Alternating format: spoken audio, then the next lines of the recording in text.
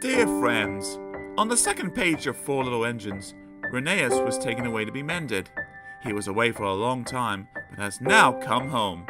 All the little engines are together at last. They are delighted. Rheneas is their hero. He had saved the railway. There is a real engine like Rheneas. His name is Duncan, and his home is at Tone in Wales. Some years ago, he saved the Talon Railway. We are proud of our gallant old engine. The author.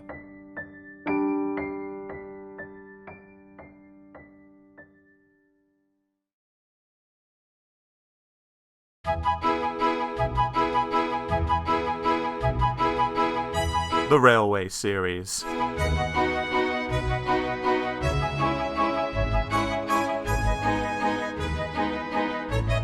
Book 17, Gallant Old Engine. Story 1, Special Funnel.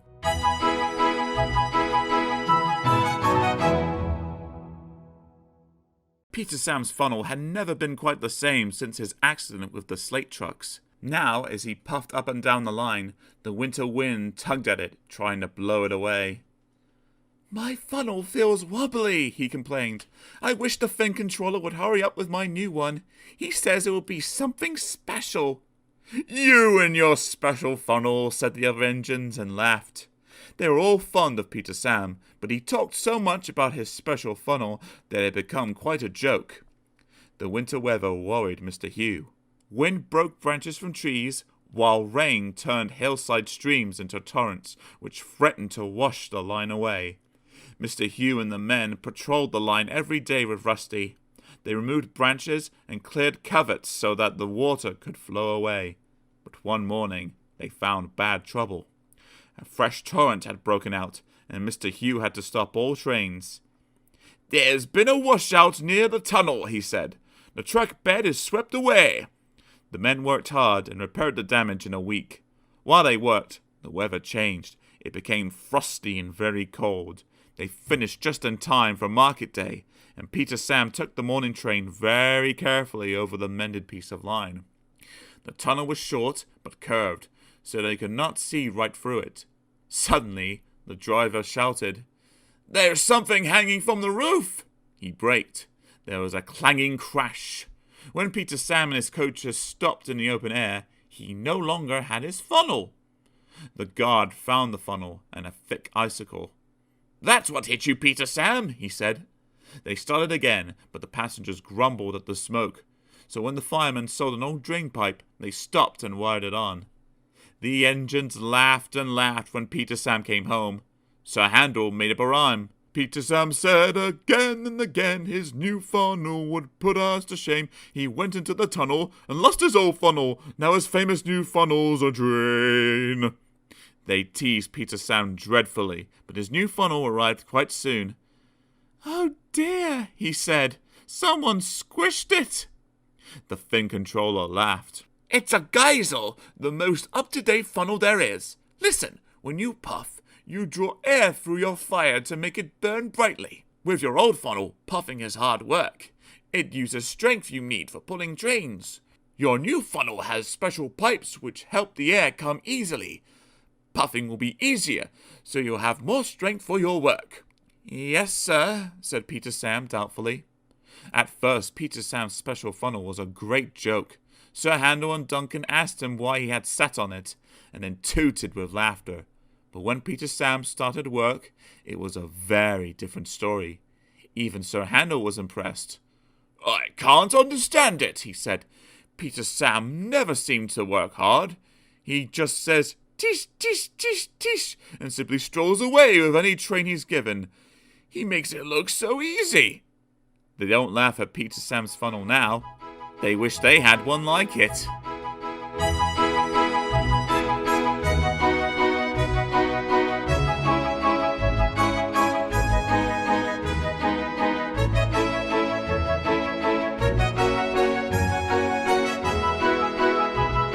Story 2, Steamroller.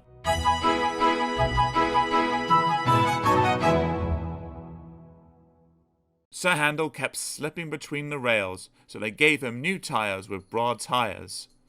The other engines teased him. "Look at his steamroller wheels," they laughed. "You shut up," Sir Handel snorted. "You're jealous. My wheels are special, like Peter Sound's funnel. Now I'll go faster than any of you." "You'll never!" The engines were surprised. Sir Handel's trains were usually late. Skarloey winked. "With your grand new wheels, Sir Handel," he said gravely, "you're just the engine to tackle George." "Who's George?" Sir Handel asked. While Sir Handel was in the shed waiting for his new wheels, workmen had come to widen the road, which ran for a mile or two beside the railway. They pulled down the wall, and nothing now protected the line. George was their steamroller. He chuffered to and fro, making rude remarks when the engines passed. "Railways are no good," he would say. "Pull 'em up, turn 'em into roads." Skarloey had often heard that talk before, and he warned the others to take no notice. But he hoped that, when the two boastful engines met, he and the others would have some fun. "Don't worry any more," said Sir Handel importantly when they told him about George. "Leave him to me. I'll soon send him packing." Next morning, George was standing near the halt by the level crossing. "Huh," he said. "You're Sir Handel, I suppose." "And you, I suppose, are George." "Yes, I've heard of you." "And I've heard of you. You swank around with steamroller wheels, pretending you're as good as me." "Actually," said Sir Handel sweetly, "I'm better. Goodbye." He puffed away. George chuffered, fuming. One afternoon, Sir Handel had to bring a special load down after the last train had gone. When he reached the road, he saw George trundling home. "Peep, peep, peep!" George took no notice. He trundled along close to the track. There was barely room to pass. "Peep, peep, peep!" Sir Handel slowed and crept cautiously alongside. "Get out of my way, you great clumsy road hog!" he hissed. "I don't move for imitation steamrollers," retorted George with spirit. They lumbered along side by side, exchanging insults. No one could ever explain what happened next. George's driver said he signalled for Sir Handel to stop. Sir Handel's driver says he signalled to George. There was a crash. The brake van tilted sideways, and the guard scrambled out to find George's front roller nuzzling his footboard. The two drivers were hotly arguing whose fault it was. A policeman strolled up in time to stop the argument turning to fisticuffs, and when Sir Handel's firemen came back with Rusty and Mr. Hugh, they all set to work clearing up the mess. Neither engine had been going fast enough to cause much damage, so Sir Handel was able to bring his train on when George had backed himself away. Next day, the workmen put a fence between road and railway, and then went away, taking George with them. This was because they had finished their work, but Sir Handel thought he had made George go away. He was more conceited than ever, and talked everlastingly about steamrollers. "Oh dear," whispered Skarloey one evening. "He's worse than ever. I'm sorry my plan was no good." "Never mind," said Rusty. "We'll think of something else." But they had no need to do that, for some boys came and asked Mr. Hugh if they could look at the engines. Almost at once one called out, "Look, there's Sir Handel. He raced a steamroller last week. The roller nearly beat him too. It was most exciting." Sir Handel never mentioned steamrollers now.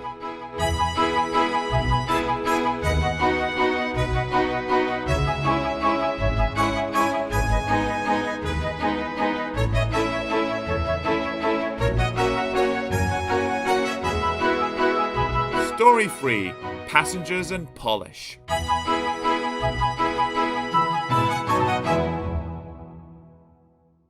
Nancy is a guard's daughter. She was working on Skarloey with some polish and a rag. "Wake up, lazy bones," she said severely. "Your brass is filthy. Aren't you ashamed?" "No," said Skarloey sleepily. "You're just an old fusspot. Go away." She tickled his nose. "Rheneas comes home tomorrow. Don't you want to look nice?"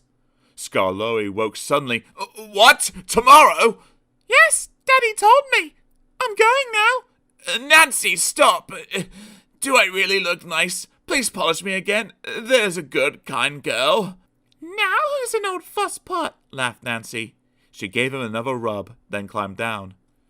"Aren't you going to polish me?" asked Duncan. "Sorry, not today. I'm helping the refreshment lady this afternoon. We must get the ices and things ready for the passengers on Skarloey's 2 o'clock train. Never mind, Duncan. I'll give you a good polish tomorrow." But Duncan did mind. "It isn't fair," he complained. "Peter Sam gets a special funnel, Sir Handel gets special gears, passengers get ices, and I'm never even polished."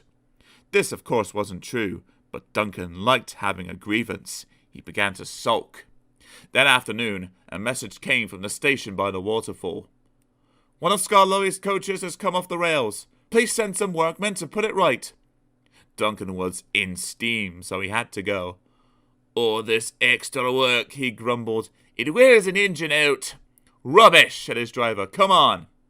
The derailed coach was in the middle of his train, so Skarloey had gone on to the top station with the front coaches. Duncan left the workmen and brought the passengers in the rear coaches home. He sulked all the way. He arrived back just in time for his own 4 o'clock train. "I get no rest, I get no rest," he complained. He was sulky and short of steam, so his driver waited a few minutes in the hope of raising more, but Duncan wouldn't try. "We can't keep the passengers waiting any longer," his driver said at last. "You always think about passengers," muttered Duncan crustily, "and never about me. I'm never even polished. I'm overworked and won't stand it." He grumbled away, brooding over his wrongs. Duncan made heavy weather of the journey, but at last they reached the viaduct. This was long, high, and narrow. No one can walk on it when a train is there. "Come on, Duncan," said his driver. "One more effort, and you'll have a rest and drink in the station." "Keep your old station," said Duncan rudely. "I'm staying here." He did, too. He stopped his train right on the viaduct, and nothing his driver or fireman could do would make him move another yard. Skarloey came from the top station to hurl Duncan and his train to the platform. The passengers were very cross. They burst out of the train and told the drivers, the firemen, and the guard what a bad railway it was. Skarloey had to pull the train to the top station too. Duncan wouldn't even try. The thing controller was waiting at the shed for Duncan that evening. He spoke to him severely, but Duncan still stayed sulky. He muttered to himself, "No polish, no passengers," in an obstinate sort of voice.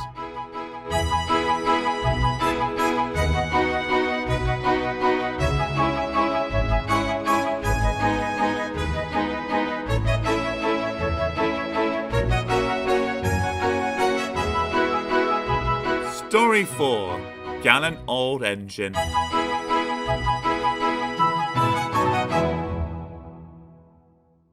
"I'm ashamed of you, Duncan," said Skarloey. "You should think of your passengers."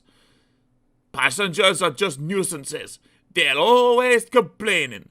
Skarloey was shocked. "That's no way to talk," he said. "Passengers are our coal and water. No passengers means no trains. No trains means no railway. Then we'd be in the scrap heap, my engine, and don't you forget it. Thank goodness Rheneas is coming home. Perhaps he'll teach you sense before it's too late." "What has Rheneas got to do with it?"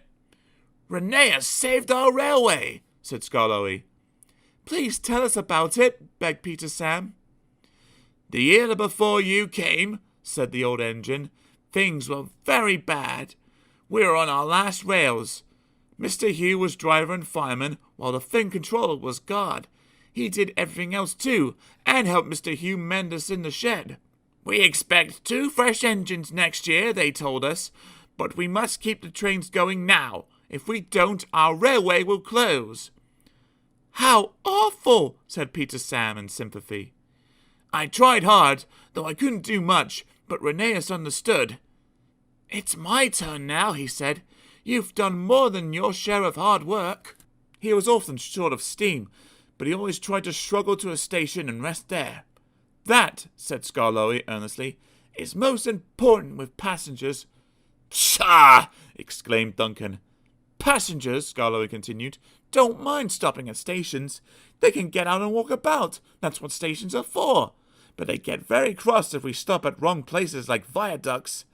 Then they say we're a bad railway and never come back. I remember Rheneas stopping in a wrong place once, said Skarloey. He couldn't help it, but he made up for it afterwards. That afternoon, he had damp rails and a full train. There were passengers even in Beatrice, the guard's van. His wheels slipped dreadfully on the steep bit after the first station, but they gripped at last. The worst's over, he thought. Now we're away. Come along, he sang to the coaches. Oh, I've got cramp, he groaned. He stopped, unable to move, on the loneliest part of the line. The Fen controller and Mr. Hugh examined him carefully. The passengers watched and waited. Rheneas eyed him anxiously. They looked cross. At last the Fen controller stood up. Your valve gear on one side had jammed, he said. We've unfastened the rods and tied them up. Now, Rheneas, he went on, we need to reach the next station. Can you put us there on one cylinder? I'll try, sir, but the next station isn't the right station. Will the passengers be cross? Don't worry, smiled the Fen controller. They know they can't reach the top station today. The Fen controller sanded the rails. Passengers from Beatrice pushed behind. Mr. Hugh gently eased out the regulator. The train jerked and began to move. Oh, do it! Oh, do it! Everyone cheered, but Rheneas heard nothing. The Fen controller's relying on me. If I fail, the railway will close. It mustn't! It mustn't! I'll get there or burst! Everything blurred. He was too tired to move another yard. But he did! And another, and another, and another, till I've got there at last, he sighed with relief. It's proud of you, I am indeed, said Mr. Hugh. All Rheneas remembered about the journey down was having to go on going on. At the big station, the passengers thanked him. We expected a long walk, they said, but you brought us home. We'll come again and bring our friends. You're a gallant little engine, said the Fen controller. When you're rested, we'll mend you ready for tomorrow. Was Rheneas always ready for tomorrow? Always, smiled Skarloey. Whatever happened, Rheneas always poured his trains. It was Duncan who broke the silence. Thank you for telling us about Rheneas, he said. I was wrong. Passengers are important after all. All the little engines were at the wharf on the day that Rheneas came home. Some of the Fat Controller's engines were there too. Edward pushed Rheneas's truck to the siding, and Skarloey pulled him neatly to his own rails. This was the signal for a chorus of whistles from engines large and small. You never heard such a noise in all your life. The owner, Rheneas, and other important people made speeches. The band played, and everyone was very happy.